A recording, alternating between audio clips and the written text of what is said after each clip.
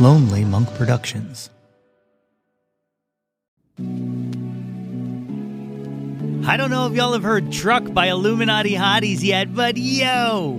That's my Jawn!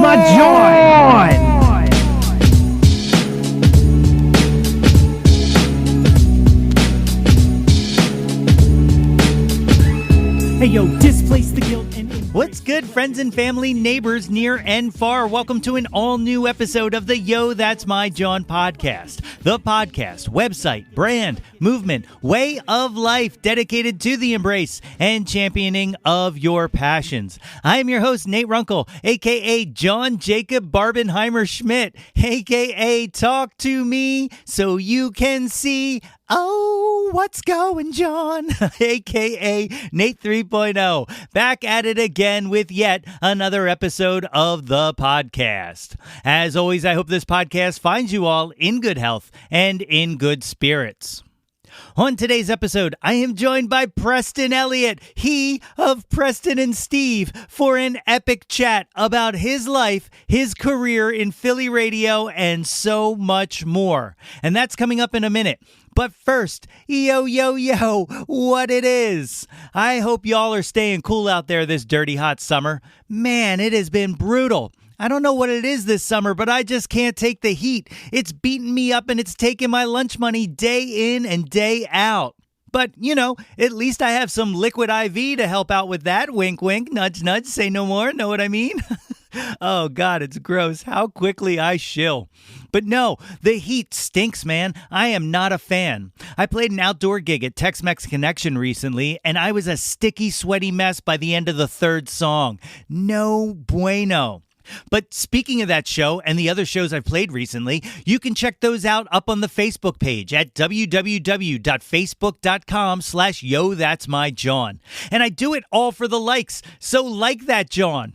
And, you know, while we're on the topic, get at us on all the socials at Yo, That's My Jawn. And there's so many of them out there now, and we're on them. So follow us at Yo, That's My Jawn. And hey, why don't you go ahead and be a pal and sign on up for our mailing list? It's free, and it gets you all the news and goings-on fit to print delivered straight into your inbox. Just go to www.yothat'smyjawn.com, and you put your little email address in the pop-up, you hit submit, and boom, we are instant friends.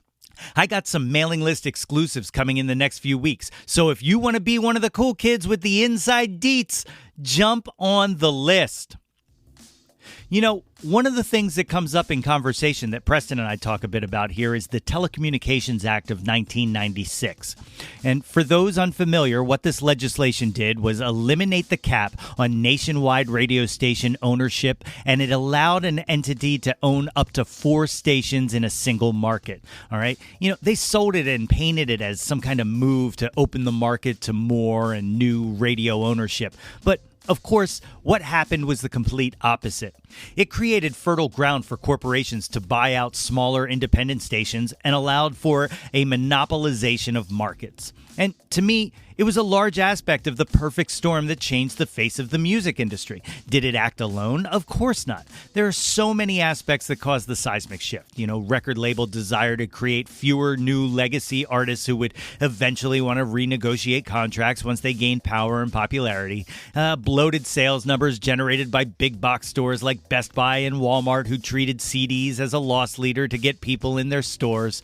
The long lack of a format change from CDs to something new, leaving no real reason for people to repurchase the back catalog of the artists that they love that they already owned in an outdated format. Look, guys, do I need to get the red string out to show you? That's the real question, isn't it? Why? The how and the who is just scenery for the public. Why? Who benefited? Who has the power to cover it up? Who? All right, I kid. But no, to me, the Telecom Act of 96 played an enormous part in all of it. You know, as corporations gobbled up radio stations across the country, the days of DJs and music directors having control over what is played on the station went away. And they were replaced by market researchers and consultants. And, you know, with that, independent and local artists found even less and less opportunity to break through on major stations. You know, there was a time not so long ago when an act could get a good local following in one market and then organically grow with the rumbling of like, oh, I hear there's this band in Philly that's blowing up the charts. Maybe we should take a look at them here in DC or New York. But that model doesn't really exist anymore. Thankfully, we still have stations like WXPN and KCRW and other non-commercial radio stations picking up what was lost.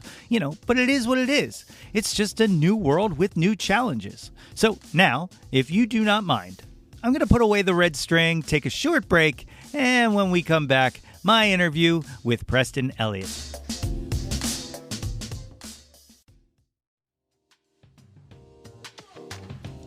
Yo, That's My Jawn is brought to you by Liquid IV. Guys, it is festival season. And you know me, I love a festival. And the secret to enjoying a festival is to stay hydrated.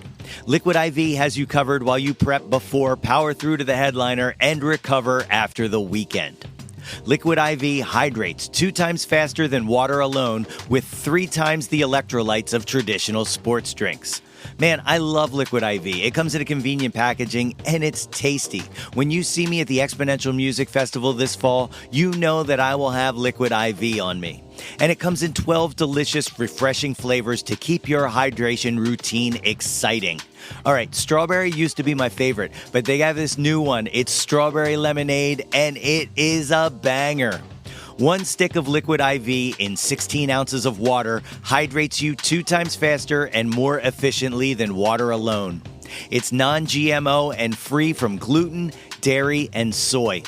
Liquid IV believes that equitable access to clean and abundant water is the foundation of a healthier world. So Liquid IV partners with leading organizations for innovative solutions to help communities protect both their water and their futures. To date, Liquid IV has donated over 39 million servings in 50-plus countries around the world. Okay, and you can get 20% off when you go to liquidiv.com and use the promo code YTMJ at checkout. That's 20% off anything you order when you shop Better Hydration today using the promo code YTMJ at liquidiv.com. Do it, and let's get our fests on. My guest today is a DJ, philanthropist, and all-around good guy. For over 25 years, he has graced the airwaves of Philadelphia radio on the legendary stations WDRE, Y100, and now WMMR. As one half of the titular broadcast team, Preston and Steve, along with Steve Morrison, he has been inducted into the halls of fame of not only the broadcast pioneers of Philadelphia, but also the Radio Hall of Fame. Throughout the years, he has worked with and brought attention to area charities such as Crohn's and Colitis Foundation, Phil Abundance, A Mother's Wish, and Walk a Mile in Her Shoes, just to name a few. And folks, it is my honor to welcome to the show, Preston Elliot.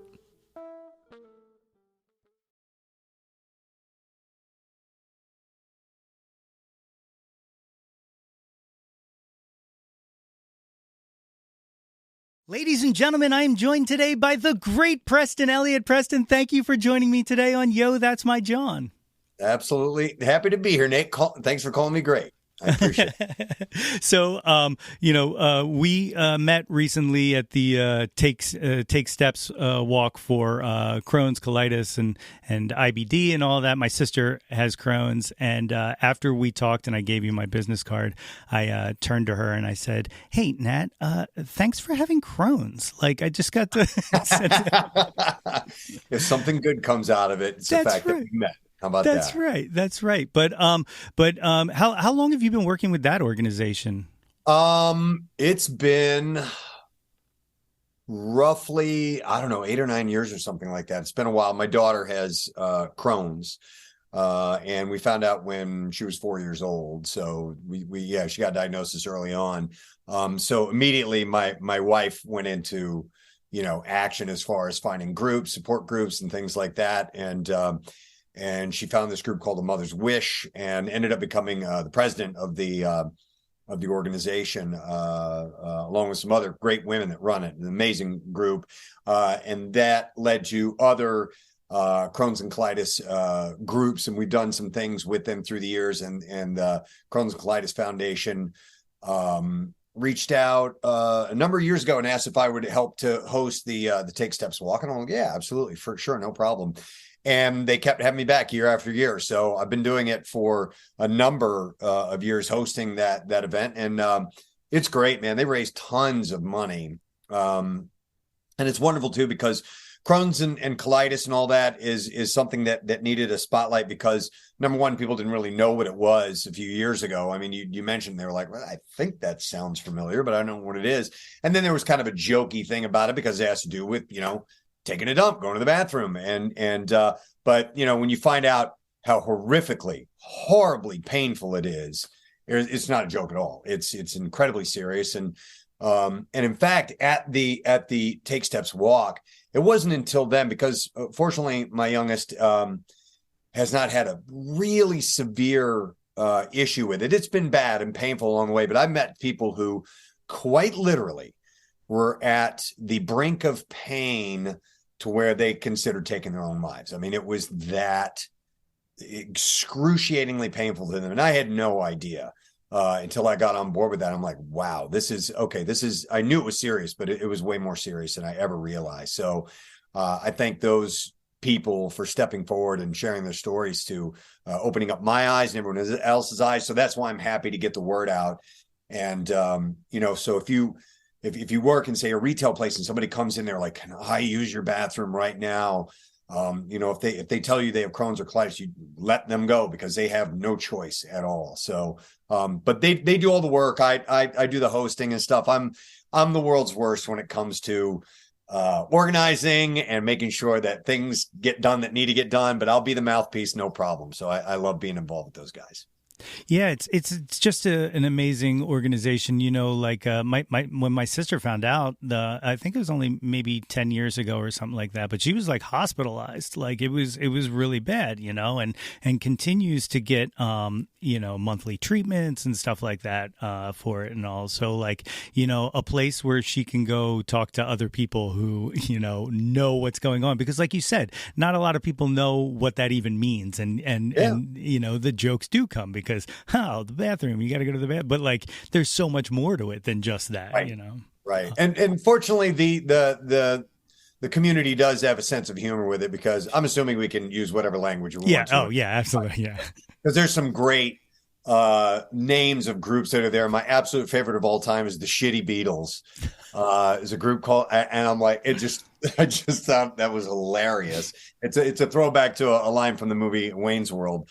I mean, there are people that have had, sections of their intestines removed. There are people that have, colostomy bags, and little kids walking around with feeding tubes going into their nose and stuff. So it's legit. It's the real deal. It's a terrible way to have to live. And, fortunately they're making they're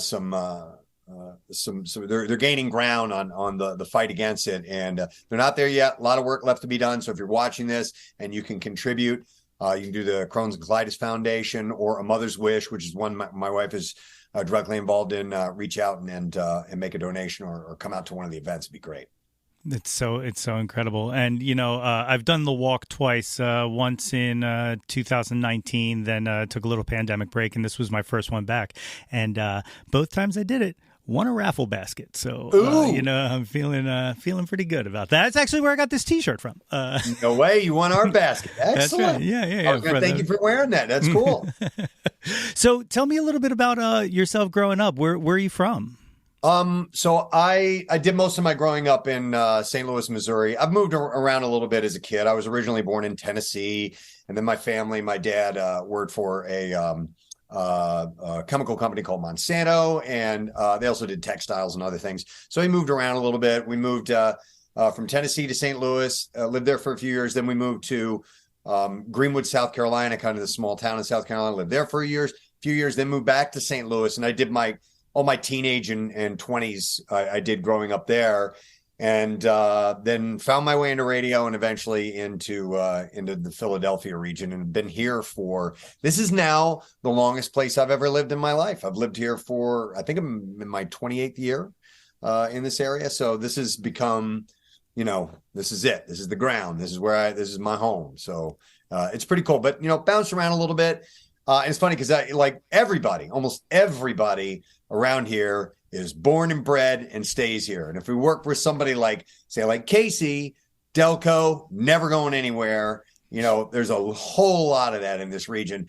And I'm just glad that I was welcomed in, and have been considered part of the community for a long time now. It's funny you say that because, like, I spent most of my teen years, like, once I get out of here, the old Bruce Springsteen, once I get out, I'm never coming back. And I got out, and then I went, I kind of liked it back there. Like, it's kind of the best place to be. So, yeah. Where'd you go? Did you get away for a little bit? Not far. I went to Western PA. I was like the Indiana area, far enough to be distant, but close enough that if I needed something, I could drive home.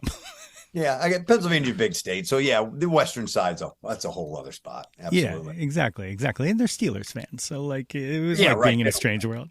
Yeah. I mean, I formed my love for radio in St. Louis, growing up listening to a rock radio station, which is actually very, very similar to WMMR, a station called KSHE, KC95. And they were, I think they are just like a few months older than WMMR's for when they signed on, but they've since graduated to a like a classic rock format. So they're not still playing active current artists like WMMR is. So I consider WMMR to be the oldest, longest standing rock radio station in the entire country. And it's an honor to be a part of the staff here.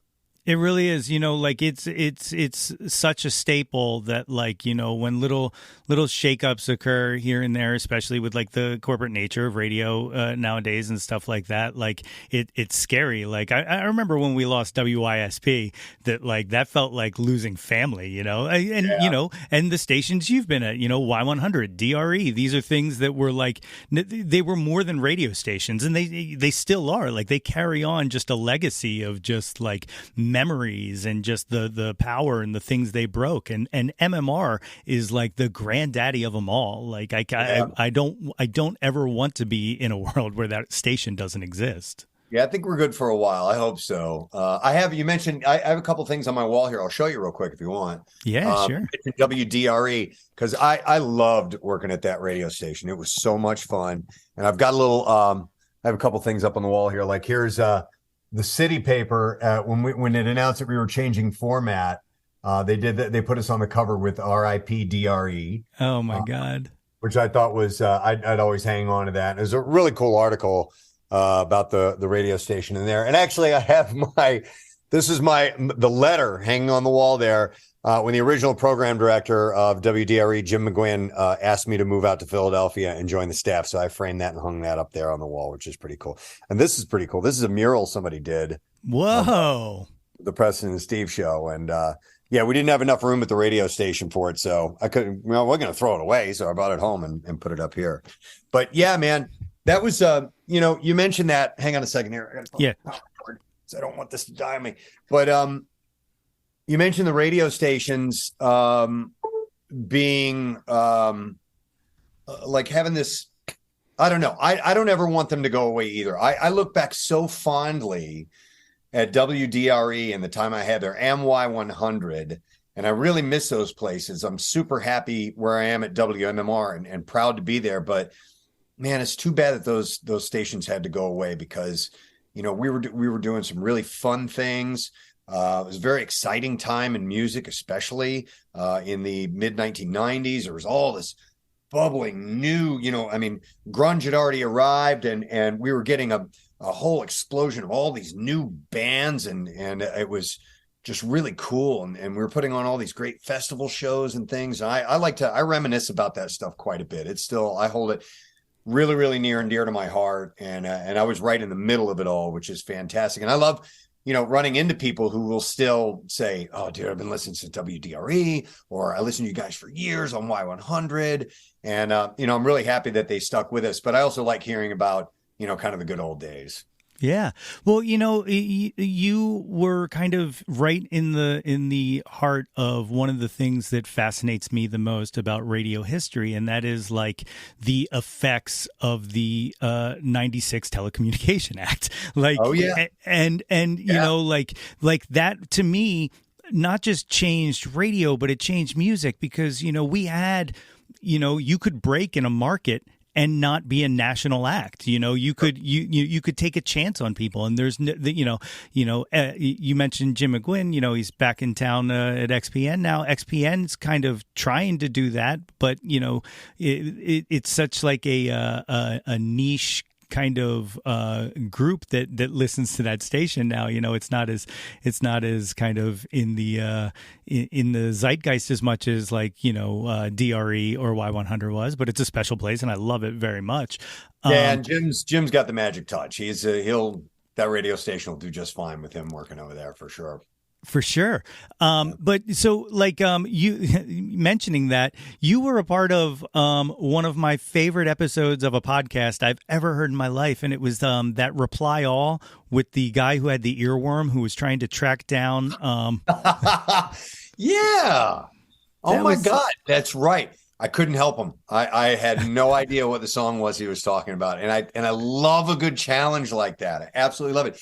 And I never found out if he was, I don't think he ever figured out what song that was, did he? I think I can't remember if they re-aired it and tagged on that they finally found it. But it was one of those small market artists that so some station took a chance on.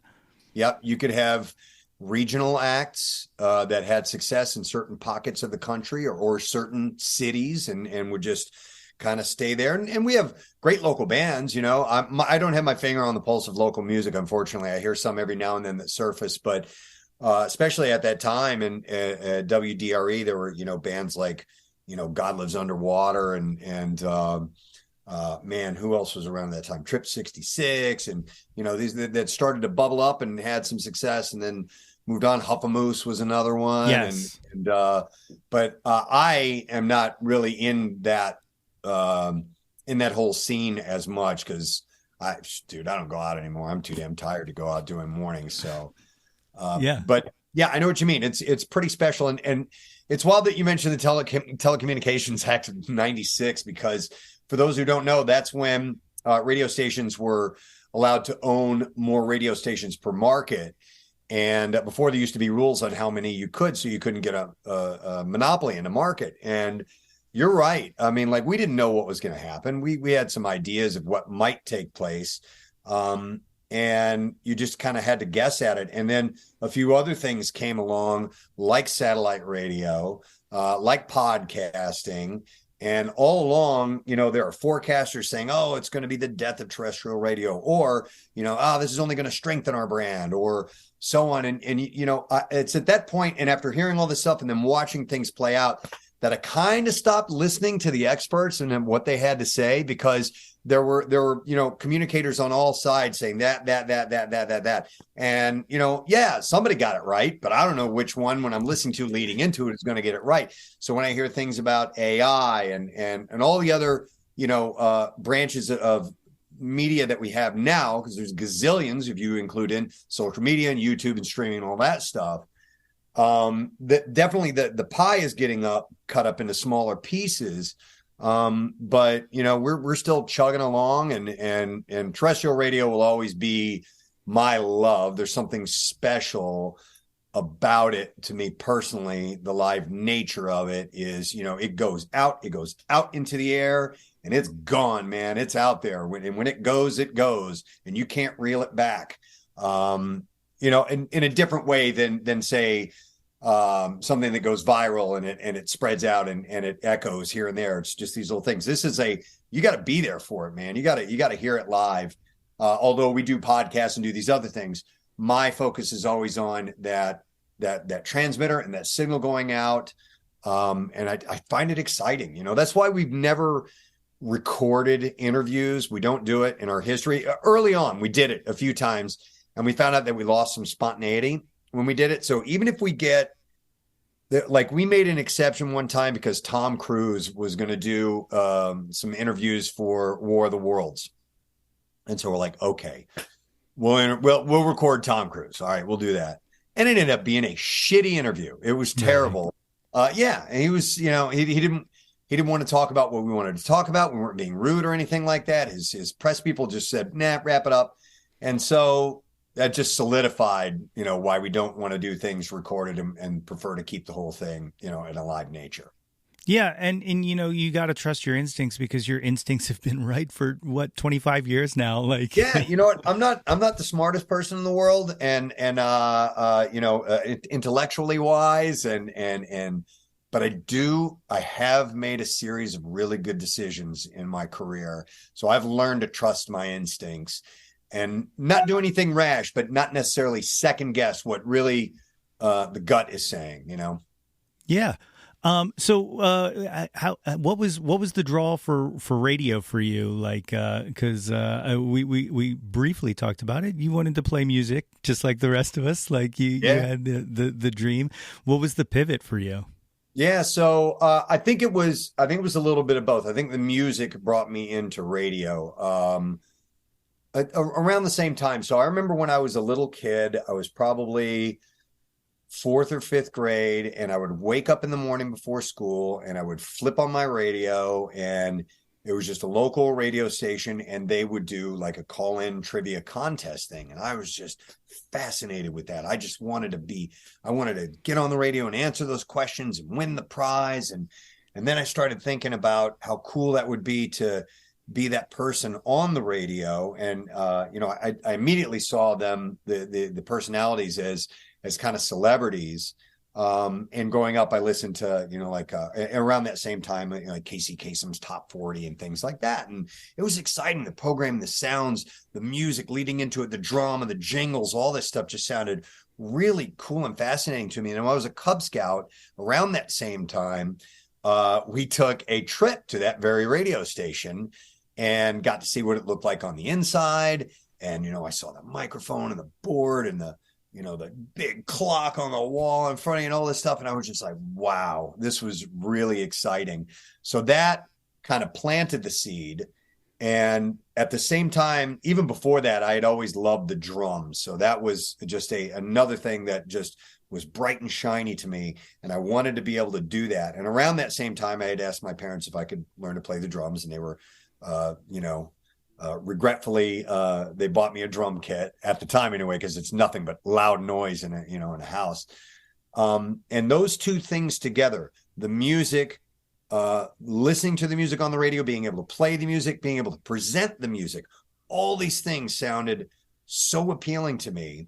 And as I grew up, I was a fan of both of those, of the people, of the musicians that were creating music and the people on the radio that were presenting the music. I was equally fascinated by both of them. And I was a contest line, a request line caller, regularly calling my DJs all the time, trying to win contests. And as I got through high school, I did learn to play drums, and I got involved in music, in the organized music groups at school, band, symphonic band, orchestra, jazz band, all these things, marching band. I did all of that, but I also started jamming with other musicians my age. And so I'm like, okay, rock star, that's what I want to do. I want to be a rock star. This is it. Or a studio musician or something like that.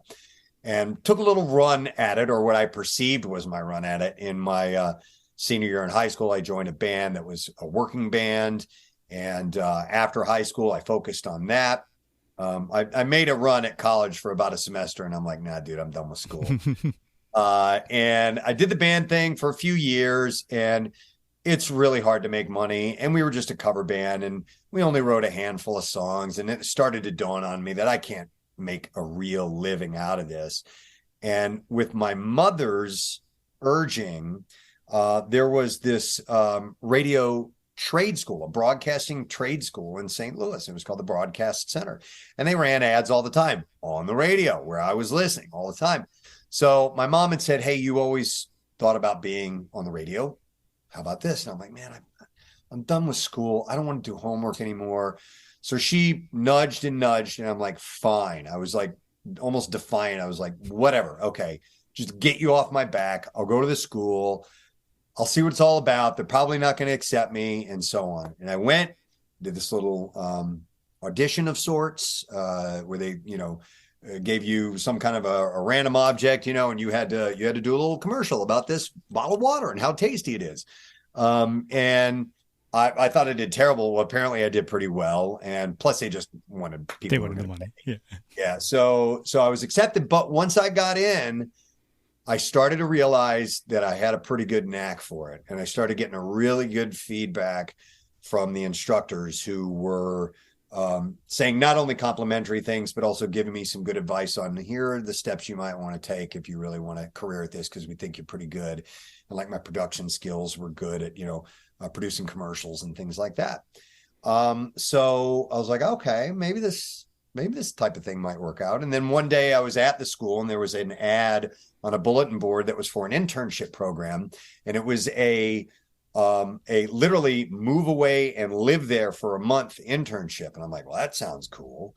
So I moved to this tiny itty bitty town in the middle of Missouri called Salem, Missouri. And it was this little AM podunk radio station in a basement. And I worked there just doing what interns do. Although one of the cool things is the nighttime shift, they let the interns do the radio programming. And they let you pick the music. This is back when, you had played albums in 45. CDs were just being introduced. And so I got to start on that stuff and that really antiquated equipment, reel-to-reel tape machines and stuff like that. And I just loved it. Like I didn't want to leave. I wanted to be there all the time. And eventually the program director came to me and he goes, hey, I've been listening to you and here's what I'd like to do. I think we're going to end this internship program and I want to hire you full time and you be our night guy and you be the music director and you come down here and work full time. And I was like, wow, okay. And I jumped on it because it was radio, working, getting paid, starting a career, and then it was off after that. That's incredible. How long were you at that station for? I was there for about a year, maybe a year and a half. And I was doing things like I was doing the crop reports and the school lunches and I was, running the board for baseball games, St. Louis Cardinal baseball games and Blues hockey. And I was doing fishing reports. I mean, like really small town stuff. And we did like a swap shop thing where people call in and buy and sell things. And it was a great place to learn how to just be present on the radio. And I had so much fun there. But I started getting itchy. I'm like, okay, I can't stay here. And then after about a year and a half, I started kind of putting the feelers out for jobs elsewhere. And then I did like a market by market step up. I went from Salem, Missouri to Jefferson City, Missouri, which is the capital. It'd be like working in Harrisburg, a mid-level size town. But there was a college town nearby, Columbia, Missouri, University of Missouri, and it had a huge signal, the radio station that I worked at. So it covered Lake of the Ozarks. If you've ever seen the show Ozark, I would there and do live appearances all the time at Lake of the Ozarks. And we broadcast there. And I worked there for, I want to say 3 years. And then I was at an event and I met a program director in St. Louis and we kind of hit it off. And I sent him some tapes of myself and he offered me a job. And then I just started working from there. And I worked in St. Louis for several years. And I was doing Top 40 radio. That's when my name was Kenny Knight, which they give me shit about every now and then on the radio. Rightly so. It's a stupid freaking name. And then, so how I ended up in Philadelphia, which I'm sure is the natural progression of this conversation, was Jim McGuinn, who now programs at WXPN, came into town, and it's right when alternative rock hit. He came in probably a few years into it, 93, somewhere around there. So Nirvana had already hit, things were exploding. An alternative rock station radio signed on in St. Louis, and it was an instant hit, and it sounded great. It sounded like nothing I'd ever heard before. And I was like, man, that's the kind of radio I want to do. I don't want to do this screaming and yelling Top 40 pukey stuff that I was doing. And so since I was the music director of the radio station, that meant that I would go to events that record companies were having, and I met other program directors and other people in the industry. And so I met Jim on a few occasions, and we hit it off. It was really, I had respect for him, and he's a radio guy, so he loved talking about the business. And then I found out he played golf, and I play golf too. And we went out and we played golf a couple of times. And a couple of years into that, he got the offer to come to Philadelphia to program WDRE. And so I just blew in a call to him because we were mainly acquaintances. We weren't really, really good friends. And I just said, hey, congratulations, you're moving up and from a, a large market to a major market. And I said, congratulations. I'm glad you're leaving town because you're an awesome program director and I don't want you to be my competition anymore. And I just left the message for him. And like, he called me back either later that day or the next day. He was like, hey, he goes, that was really cool of you to do. He goes, you didn't need to do that. And I really, really appreciate it. And he goes, listen, I have to fill an air staff in Philadelphia. And I'm curious if you'd be interested in that. I'm like hiding my excitement. I'm like, fuck yes. And he said, well, do me a favor, go in and kind of put together the type of show that you would do on the type of radio station that I would program, an alt rock station. I was like, okay, I have to completely change my tone. Cause I was like, like 206.5. Is that like, that was my delivery, And so I reel it way back and I gave him a little bit more of me, who I really am. And he's like, that's it. You're it. He's like, I want you to do afternoons. I want you to be my music director. I'm like, done, man. And the only complication is my now wife and I had only been dating for about 3 months. Oh, no. Yeah. And so I get this chance, a career opportunity to move halfway across the country. And I'm like, oh man. And we were still new. The relationship was still new. And I was like, you want to move to Philadelphia with me? And she said, yes. I thought for sure I was going to get a no. And then it went on from there. It was pretty wild. That's incredible. It's funny because obviously it worked out. But when you said that, like, I was just like, oh no, like, did she get like, yeah. I was shocked when she said yes, absolutely. I just thought I was kind of throwing it out there. I'm like, there's no way, but it would be stupid for me to not at least say, hi, how would you like to come along for a ride? Because I was going to do it. We were, the relationship was new and I had that new relationship love, but I didn't know if it was going to be the love of my life love or not. Ended up, that's the case. She's the greatest person ever. But it was really a leap of faith, and she's the one that took the biggest jump. So it turned out to be great. That's incredible. That's incredible. So you come here to DRE and somehow get partnered with Marilyn Russell, who I have to give a shout out to. The very first person when I launched this podcast, the very first person I heard from of anybody who was not a friend or a family was Marilyn Russell. And I got a blind email from her that was just like, your podcast has the greatest name ever. And it meant the world to me. It meant the absolute world to me. And we were talking about her coming on the show, and then she was like, I'm not going to be able to do it because something came up. And I didn't realize the something that came up was brain surgery, which was so we've talked about setting something up, but much love to her. Like that put a battery in my back. Like it was just like, oh my God, not only are people listening, but somebody I grew up listening to is listening to. Like that's phenomenal. I love Marilyn. She's an important person in my life. We're good buds. We only communicate via text every now and then, and I'm way overdue to spend some time with her because I love her to death. And we had, it was her and Steve and I. We had so much fun, the three of us. It was a blast. Marilyn was wild, and it was when she left the show, we were like, what are we going to do, man? She was a big part of it. But we understood why she wanted to leave. Her son was growing up. I think Matthew was about, 9, 10 years old, something like that. And she just felt like she was missing out on too much of his life, being gone in the morning, wanting to get him off to school or being there in the summertime. So we got it. And it was we had a going away party for her and everything. But Marilyn was a blast, man. Love her. That's incredible. That actually brings up something I wanted to ask about, which was, the static has been, you and Steve on the show, but there has been, changes throughout the years, Marilyn leaving, and then, the jump from Y100 to MMR and stuff like that. Would you ever have imagined coming across like those kind of struggles or those kind of changes that you would still be here doing it together in almost similar fashion? Yeah, no. And I listen, man, it was year to year, especially when we started, where I was like, I don't know how, I have no idea how this is going to go. I had never in my wildest dreams that I think that we would hit the number one spot and hold that number one spot for, well over a decade now. I think it's like 18 years we've been in the number one spot.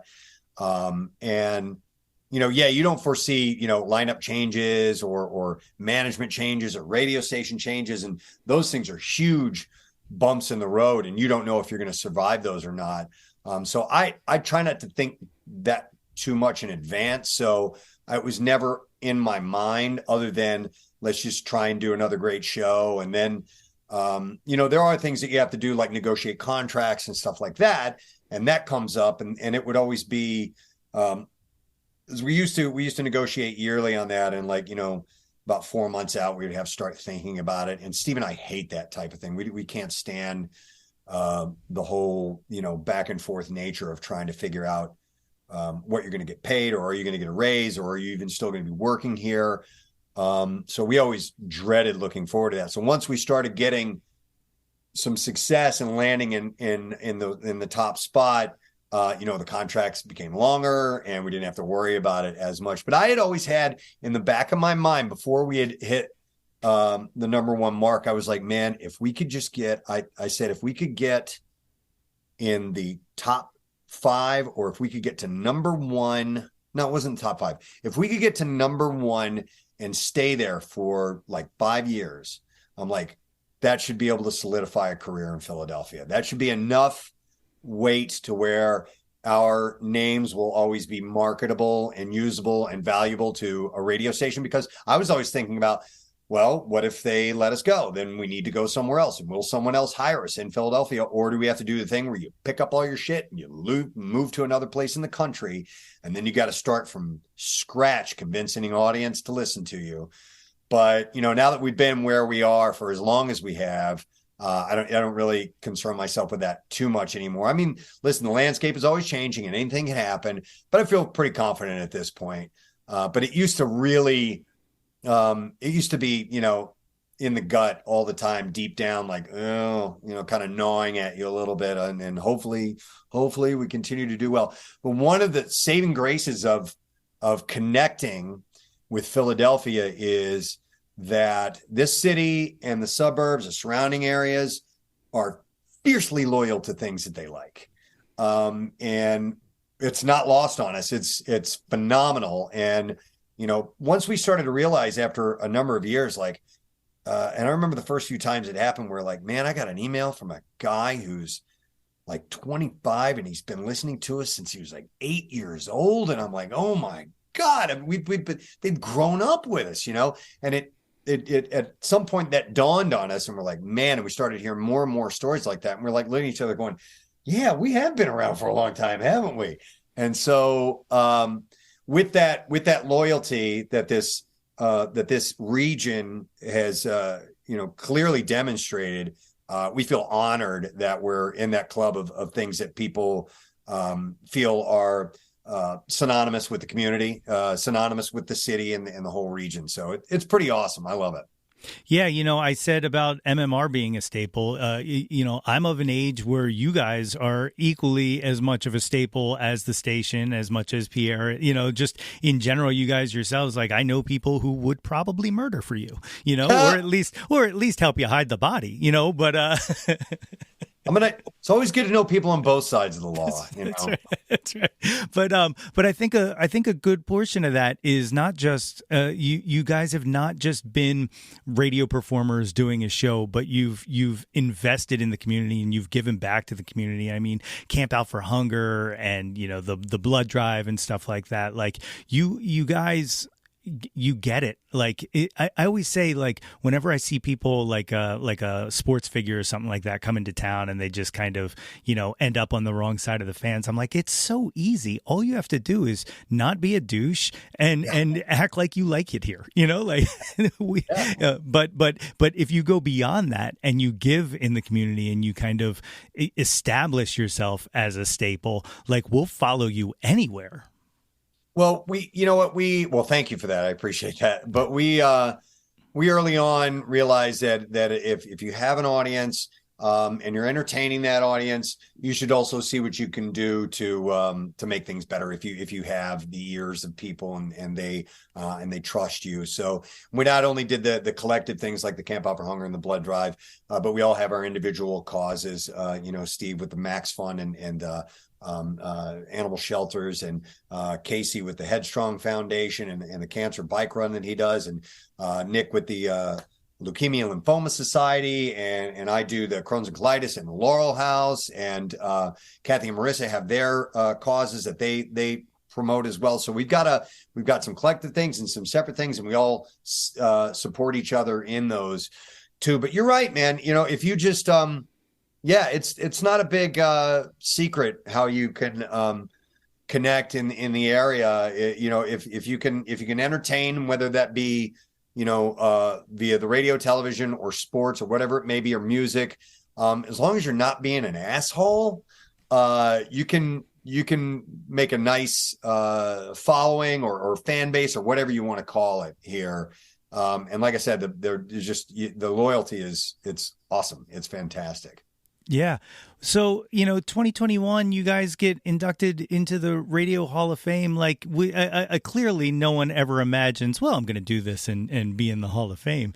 But, like, that's just so phenomenal, like, of an achievement. Like, how I can't even begin to understand how you reconcile being like, yeah, I mean, I'm a Hall of Famer, but what? Yeah, what, I mean, like a couple of years before that, we got into the Pennsylvania Broadcasters Association Hall of Fame, and I was like, oh, that's it. That's yes. And I was so excited. It was a great event they had. And, Larry Kane hosted it, and all these radio legends were there. And I thought, well, okay, that's good enough for me. We have been nominated for the NAB, which is the National Association of Broadcasters Award. We've never won that. That's an Oscar-like achievement in our industry. But no, the National Radio Hall of Fame, no. I mean, like, that's Paul Harvey and Howard Stern and all the biggest of the bigs that have ever been in this business are in that. And when that came calling, we were like, okay. And I was really proud of that, because it's an industry acknowledgement. And I really, a long time ago in my career, I stopped paying attention to what I used to really read all the industry trades and magazines and things like that, because I had this desire to be one of those big names in there. And at some point I'm like, well, that's just never going to happen to me. I should just focus on doing my job, making my paycheck, supporting my family, and doing that. And so that kind of stuff that went to the wayside, and I put it over there and never really paid attention to it. And then all of a sudden we were presented with this, and I'm like, people in this industry know who we are? What? Are you serious? And yeah, so we were blown away. That came out of left field. It's still not quite thoroughly real to me, and I don't know if I feel that I really belong there. I'm so proud of our team and that we are in there. But I mean, I don't know. I don't consider us up with that pantheon of radio personalities, but I am happy to be in there and say thank you. And but I would never be one like, well, it's about time that we got in there. But no, I mean, because I just a lot of what I do, we work really hard and we prepare really hard, but a lot of it is just kind of winging it and doing what we find entertaining. And I just think that kind of what we find entertaining, so do a lot of other people. And it just happens to be that way. And so, which is great, because it's a genuine form of what we do. Steve and I are just being us, the entire crew, everybody is. Steve puts it, he's got an interesting way. He's like, we're us bumped up by about 10%. We just edge it up just a tiny bit and augment our personalities just a little bit. But for the most part, you're getting who we are. That's it. Yeah. Otherwise, faking it that's too hard. Doing that all the time is too hard. Yeah, I always say that behind the mic and on stage, I am my true self who just pretends that he believes in himself, and that's really that's that's it. I totally get it, man. Listen, when I grab a microphone, if I'm in front of a crowd of 10,000 people or more. I just go do it. I just go grab the microphone. I forget about being nervous. But if you were to put me in a room of like 10 people that I know are really important and that I need to speak to them and they're all listening to me, I'm terrified, man. But there's something about that. There's something about a protection of a large crowd. I don't know what it is. And a microphone, which has always been, I found that part of my love of what I do literally comes from the microphone itself, because as a kid, I would play around with tape recorders and things like that. And once I heard my voice amplified, there was some power to it. And by that, I don't mean like I can tell people what to do, not that type of thing. But there's it made me bigger. It made me more confident. It made me feel. Did you watch Ted Lasso? Yeah. Okay. When Rebecca would say she would make herself large like this, to make her confidence, that's what a microphone does for me.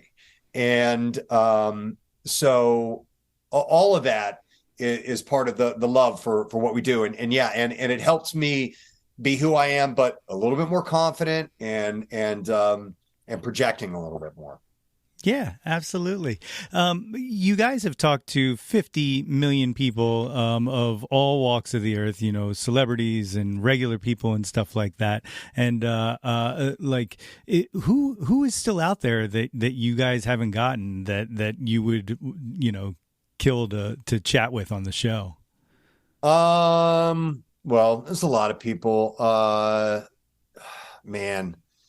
Because I reflect so often on, people ask a lot of times who are your favorite interviews. So I usually go to those. But I mean, I've already spoken to me personally to the biggest person on my list, period, which is Paul McCartney. I had a chance to actually sit down with him in a room and have like a 15-minute conversation. And it was unbelievable. So I already have hit that.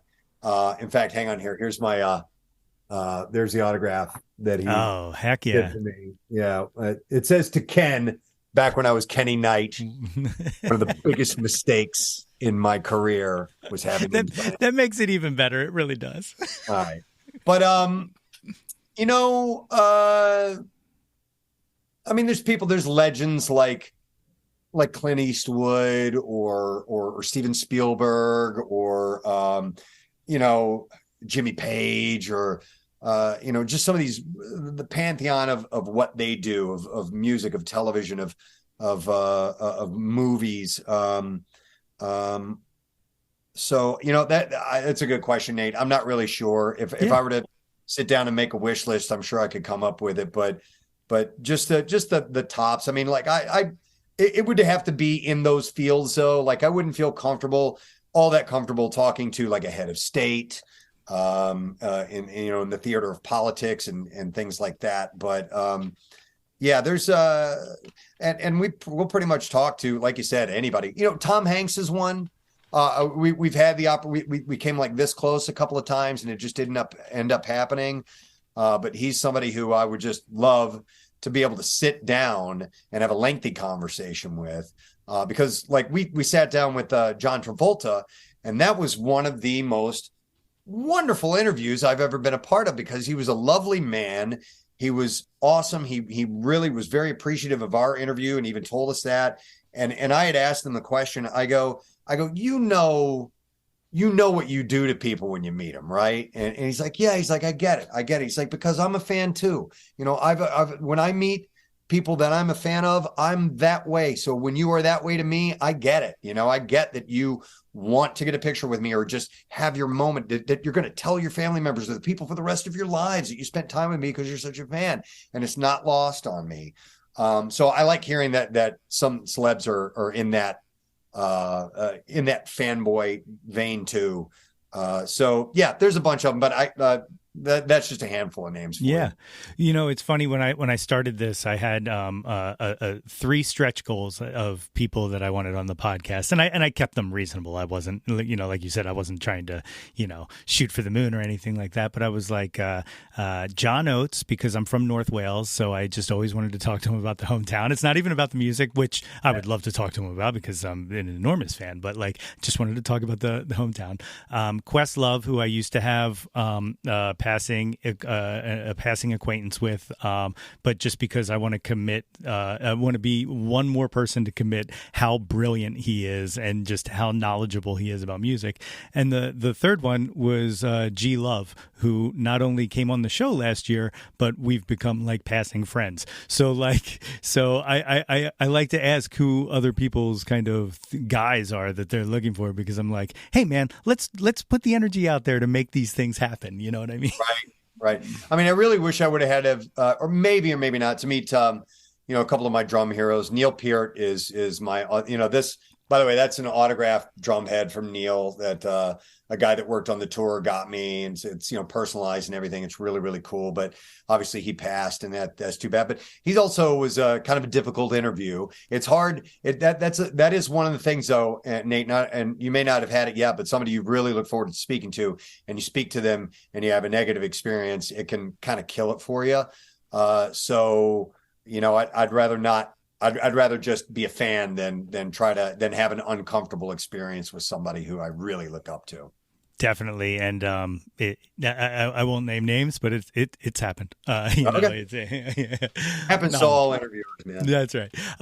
But don't think I didn't notice the moving pictures behind your head. Oh. I was keyed on it. am an enormous Rush fan, and one of my greatest concert experiences of all time was we had third row seats for the Rush at the Spectrum for the Counterparts tour, and I don't know that. I think it ruined me for concerts for like the rest of my for decades, just because of just how incredible of a show it was. Nice. Yeah, and being that close, that's awesome. Yeah, and I actually almost hit Alex with my hat because I wanted to get them my business card, and I tucked it in my hat, and I went to throw it on stage, and he's in the middle of the solo in Limelight, and it almost hit him in the face, and I just wanted to go home. Like I was like, okay, I got to go home. Like, but at least you didn't hit him in the face. That's good. Exactly. Nor did I have a cell phone to throw, which is now a thing that people do, and I don't get it. I don't get it. Well, at this time, do you want to go through my little questionnaire that I end every interview with? Absolutely. I call it the Jauntlet. It's 2 sections, 1-hit wonders and the top 10 countdown. It starts with the 1-hit wonders. Billy Joel or Elton John? Who do you prefer? I have love for both of those guys. And it's like right here. If I had to nudge and pick one, I'm going with Elton John. One of the reasons is I realized a few years ago, I was just like I was thinking of music that's really special to me. And I was trying to pinpoint. People always ask me, I'm a massive Beatles fan. They'll ask me, what's your favorite Beatles song? And I'm like, I don't have a favorite Beatles song. It changes from, week to week, month to month. I could gravitate towards an earlier, more innocent Beatles tune to the more complex later part of their career. And so I just can't pick that. But I did realize that there is one song in all of music that brings me nothing but happy memories. And it's Benny and the Jets. Oh, that's a good one. It's such a beautiful song. And it makes me think of summertime when I was a little kid, when that song was on the radio, popular and fairly new. I was probably, I don't know, first, second grade or whatever. And I just have fond memories of the adventures of that age and being that kid in that time, and that song being on the radio all the time. And I've never, ever gotten tired of it. And my daughter loves that song. So we sing it together out loud, cranked up, and I still just sing along to that every time I hear it. So I got to go Elton. That's beautiful. And what a great recharge, like with the daughter loving it like that. That's like, oh, now there's new memories. It's still growing. It can still gaining momentum. Yep. Next one, Debbie Harry or Joan Jett? I think Debbie Harry's a little cooler. Yeah. I like Joan Jett, obviously, and she did a lot of great things for music. But Blondie had that weird, edgy, different edgy, like actually that's the right way to say it, weird edgy, alt edgy, whatever that is. And I just thought she had a cooler style about her. I like it. Aretha Franklin or Tina Turner? Man, you can't beat Aretha. You just queen of soul for a reason. And I thought Tina was an awesome performer, had some of the sexiest legs I've ever seen in my life. But you listen to Aretha Franklin and what she could do, and even she was kind of holding back sometimes. It was just you get when you play funk music, you make this stank face like this. That's what I do when I hear Aretha sing. You're just like, oh man, and a song that will make me cry because of the tenderness of her voice is Natural Woman. It's just, I hear it and I immediately, it just gets me. I get goosebumps and I can actually tear up from hearing that song. Yeah, absolutely. Nirvana or Pearl Jam? I side with Pearl Jam. And I don't doubt the fact that Nirvana broke down the door, kicked down the door, shattered the door, destroyed it. But there was something about the sound of Pearl Jam, and their guitar solos are in there, and they're a little more bluesy, and even though both bands were very, very moody and very, very, I got a bit more of a charge out of Pearl Jam. Definitely. And I 100% agree with you. Like, there's just something like magical to me about those guys together, especially on stage, which was another one of my favorite concert experiences, was closing out the Spectrum. Like, the Spectrum was just the best place in the world. And I will, any chance I get to. And I like, even though Nirvana had some ballads, their ballads, like Pearl Jam's ballads, I got were not as uncomfortable as Nirvana's were, I think. So but it's close. But I was definitely a Pearl Jam guy. Yeah, uncomfortable is actually a really good way to put that. Like, yeah, I know exactly what you mean. Exactly. Yeah. Janis Joplin or Stevie Nicks? Janis Joplin. Well, man, I go back and forth on this one. Janis had power in her voice. That's one of the things I appreciated about her. Take another little piece of my heart is just explosive. Absolutely. Another one of those, stank face things. I think I go with her. And I love Stevie Nicks and Fleetwood Mac, but there was something a little more ballsy about Janis that I liked. I love it. I think I know the answer to this one. I'm pretty sure. Beatles or the Stones? Yeah, I'm a diehard Beatles guy. Stones are cool. But I never thought they had the depth that the Beatles did, as far as experimental, taking some chances. Not that the Stones didn't take chances, but the Beatles tinkered around a lot. And you had, genius songwriters who were really pushing the boundaries and experimenting with all kinds of sounds. And while the Stones mainly flirted in that blues realm, the Beatles did some of that, but they also went down a classical route and some of a little bit lightly country route, and then sounds and directions, psychedelia that we had never heard before. So I was a fan from day one, since I was a kid. All I can remember is being a fan of the Beatles. I dig it. The last one of these, Bohemian Rhapsody or Stairway to Heaven? Bohemian. Yep. Yeah. I'm kind of shocked. I don't need to hear Stairway to Heaven anymore. That's definitely true. Well, I don't know, because I'll tell you what, and I'll send it to you after this, and I'll probably cut this out because that kind of sounds illegal. But I have you ever heard the Bonzo's Last Stand bootleg? It was a rehearsal recording in 1980, recorded right before John Bonham passed away, and it was their rehearsal for the tour. And there's a version of Stairway to Heaven on it that's absolutely stellar. Okay. But I'll send you a link to it tonight. It's a great song, but and people are going to kill me for this, but I've never been a big Zeppelin fan. I don't dislike Zeppelin, but I was not a dive deep, all praise Zeppelin kind of guy. There are some songs that are hit songs, and I don't even know the title of them. It's pretty sad, but Bohemian Rhapsody, I'll never get tired of that song. Definitely. You know what? I'm going to tack a special one on here just for you. And that is, and I know this is a Sophie's choice. I know it's going to be very hard to pick, I think. Or maybe not. It might be easy for you. But DRE or Y100? Ooh.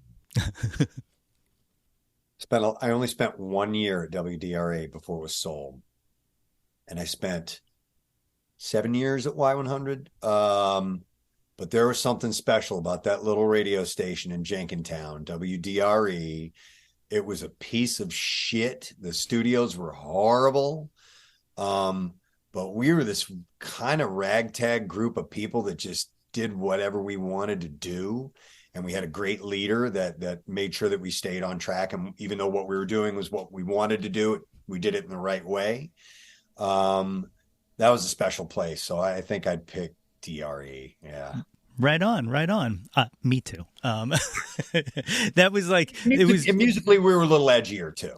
Yeah, that was what it was. Like I always like to say that Y100 felt like the Diet Coke of DRE. Yeah. Which is, I still like it, but it's just not, I can tell there's artificial sweetener in here. I have a DRE playlist that I put together, and I'll pop it on every now and then and listen to it, and hear bands like Stabbing Westward, and yes, everything from that, and Tori Amos and Space and all these one-hit wonders that were just had these weird songs. Mike Flowers, I'm just rolling this stuff off the top of my head, but not Paul Harvey, PJ Harvey, and yes, there were a lot of great female artists at that time, like the Breeders and Juliana Hatfield, and it was a cool time, man. Luscious Jackson, there was some cool stuff. Yeah, and I know it's just because everybody loves what they loved when they were around a certain age, but music just was not the same as it was back then. Like it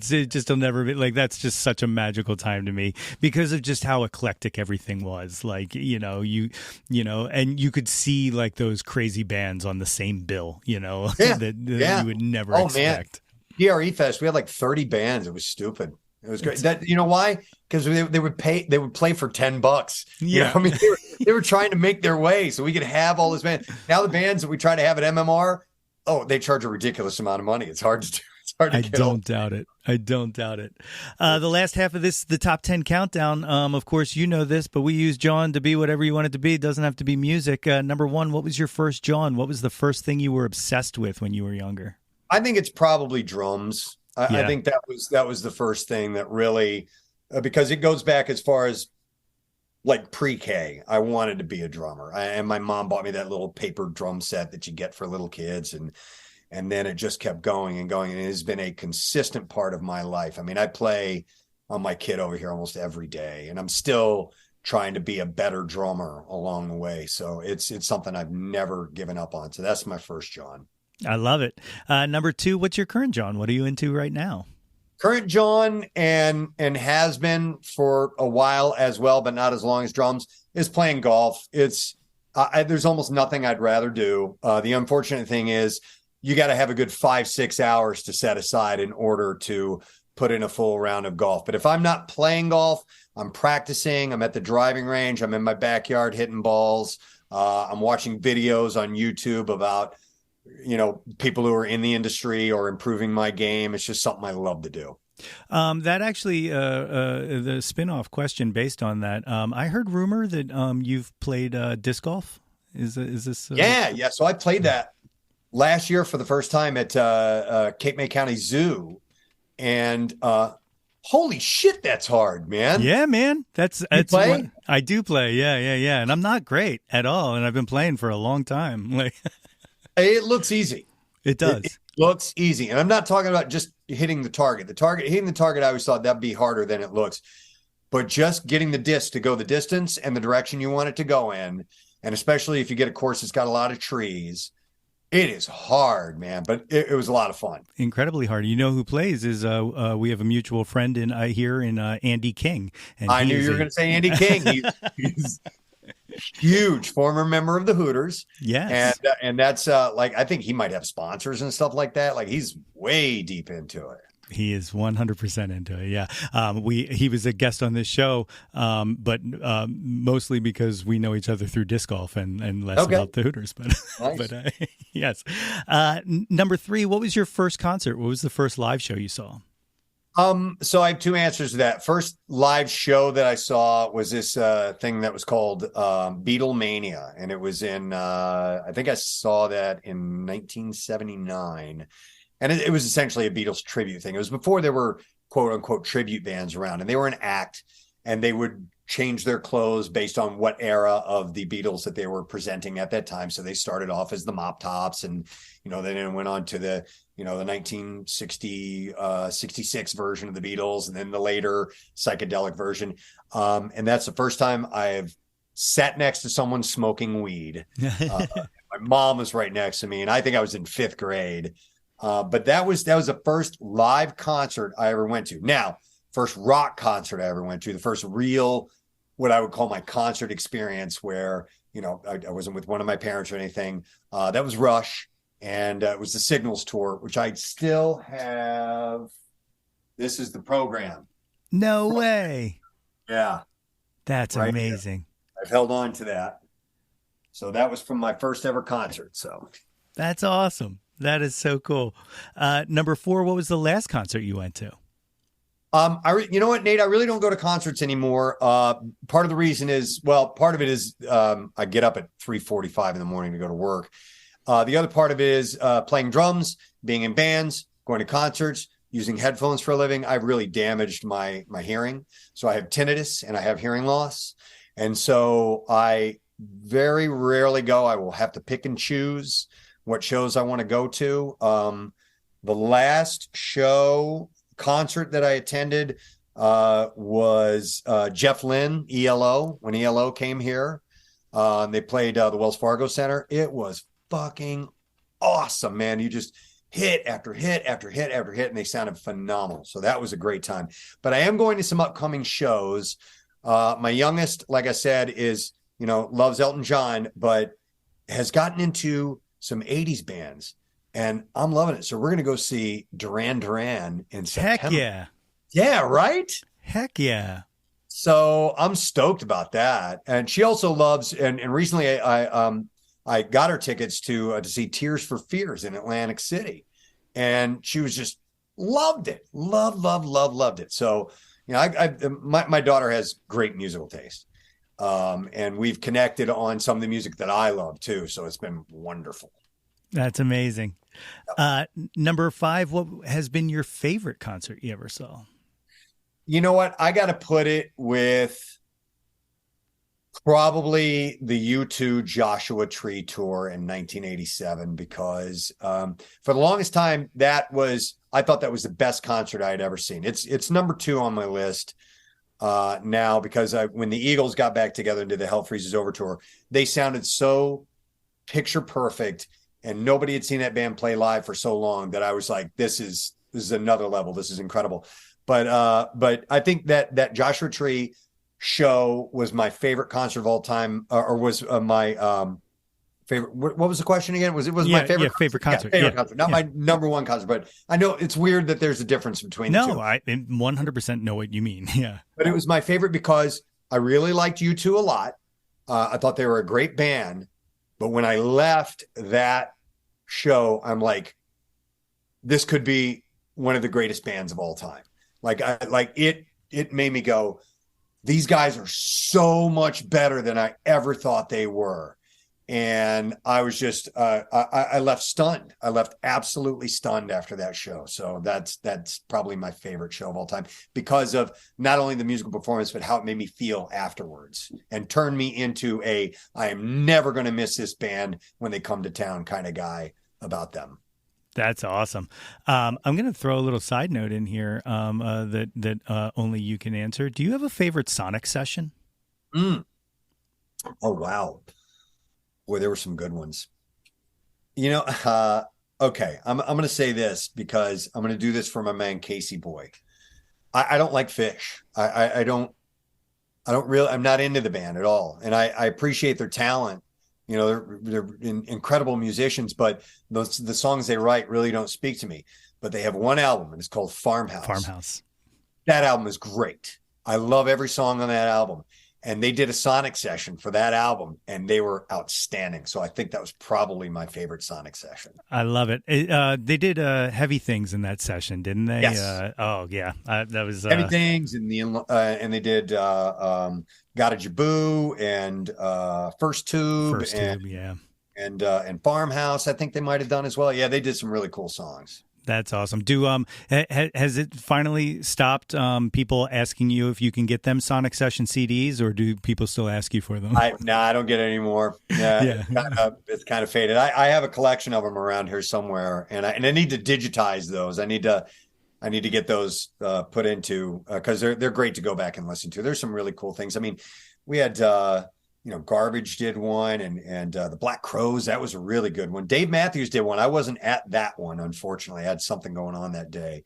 But we had a whole string of great bands that did those things. Did REM do one, I think? Because I know the artwork was done by Michael Stipe at one point, but Incubus, and there's tons of great bands.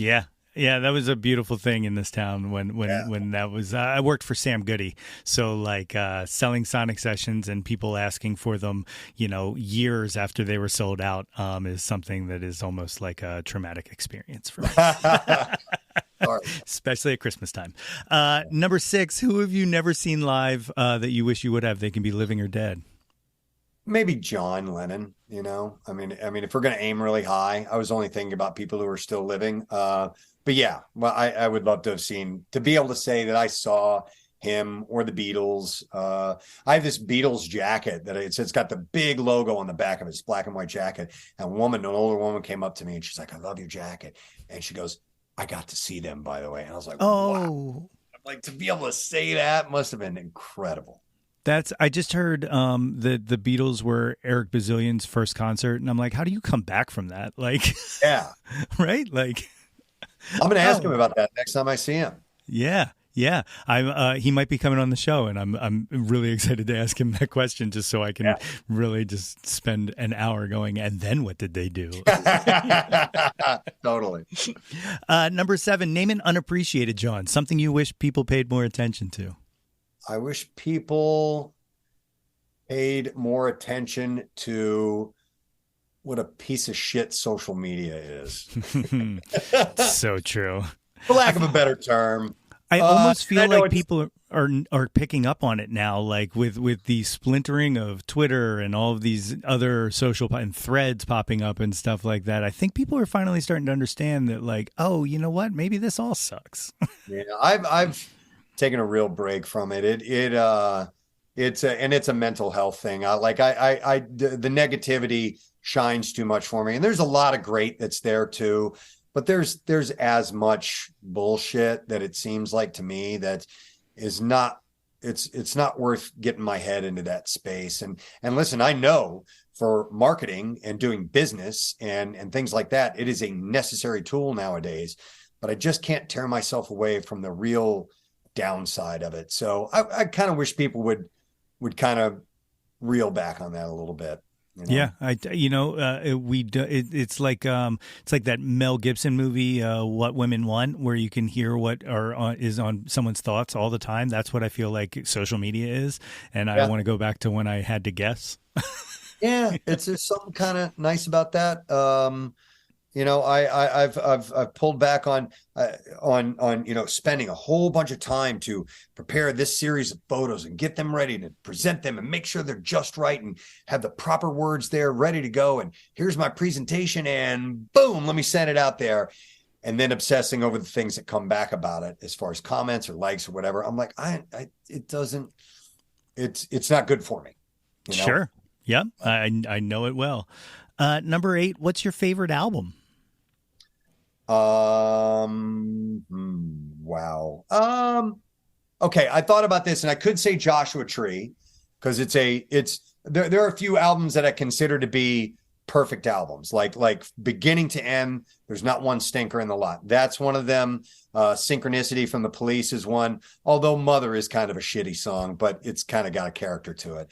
And so is, Well, I've got a number of them. So I'm going to tell you one that is my favorite album because me and a few friends used to just sit and listen to it all the time in my buddy Danny's bedroom.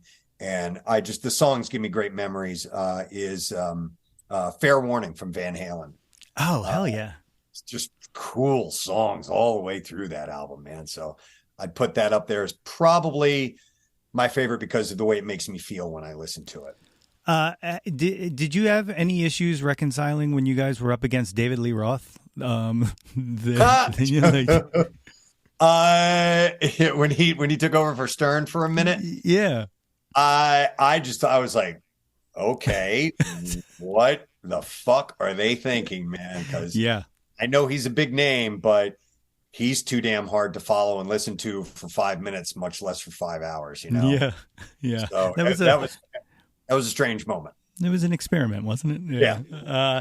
Number 9, name an artist whose output you'll consume anything they release. Does that have to be a current artist? No, not at all.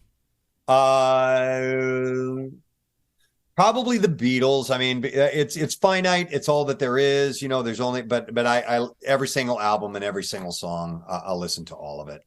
There's, and there's some weird, bizarre songs along the way, like one or two, like Revolution Number 9 and Wild Honey Pie and stuff like that are a bit odd and maybe you don't want to listen to, but I do. Their entire catalog is pretty magical to me. So yeah, I know that's an easy one, but that would be probably the only artist.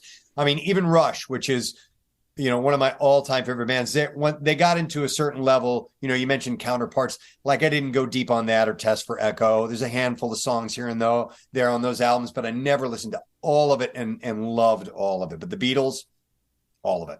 Yeah, Test for Echo is my tipping point with them, where like I think that was the last album that like I was just like, okay, I enjoy this, but it's not what I love, and then I thought they brought things back around with Clockwork Angels, because that was it was a concept album, and so I'm like, all right, and I did something which I recommend to anybody who's going to a concert where they know the band is going to feature a lot of the new music. I listened to that album over and over before I went to the show, and then I started to appreciate all the songs on it.